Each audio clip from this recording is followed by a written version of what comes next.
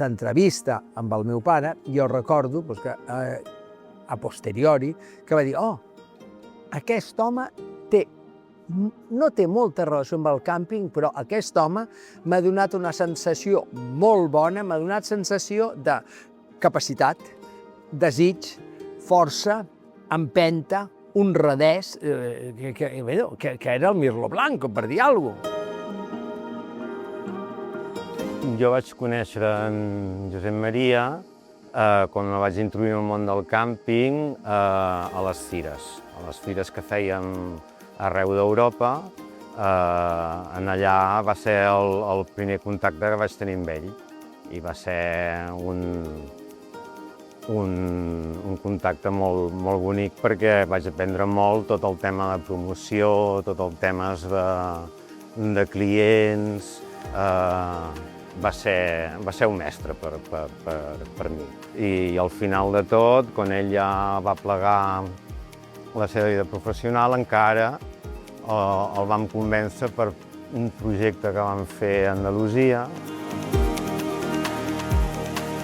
I va conèixer la meva mare, ella treballia de recepcionista i era el director, com que era dels pocs que parlava anglès, perquè ell sí que s'havia format molt, era una persona molt intel·ligent, amb molts interessos, i havia anat a Anglaterra a aprendre anglès i aleshores va ajudar molt la meva mare, que era una noieta de 18 anys holandesa que començava aquí, que venia de Barcelona d'estudiar a la Universitat de Barcelona Castellà, i així es van conèixer i així també es va vincular, suposo, encara més ell amb el càmping, amb la seva història de vida i després la seva família. De fet, el càmping era un projecte més de la família gairebé.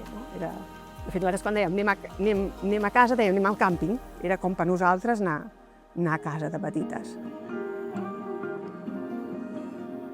Vàrem anar al carrer Montaners perquè ens varen dir que sí, que podíem venir per jo entrés al Delfinverde, però primer hauria de passar per el senyor Vilaplana i el senyor Carbonell, que era aquest any el director.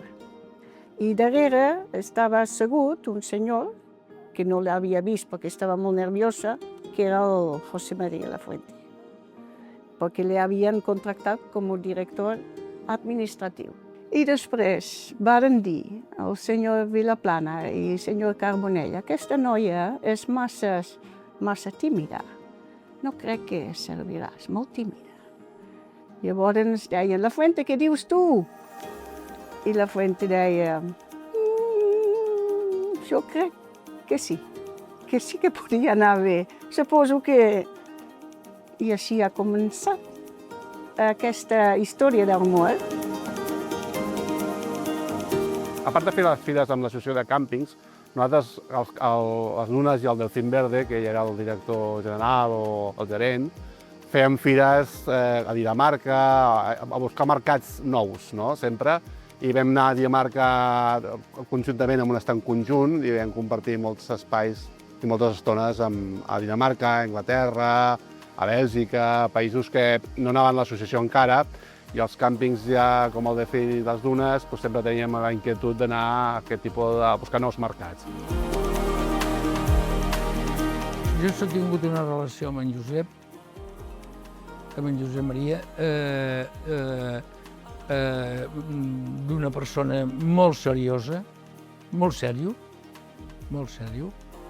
però al mateix temps molt amic dels amics.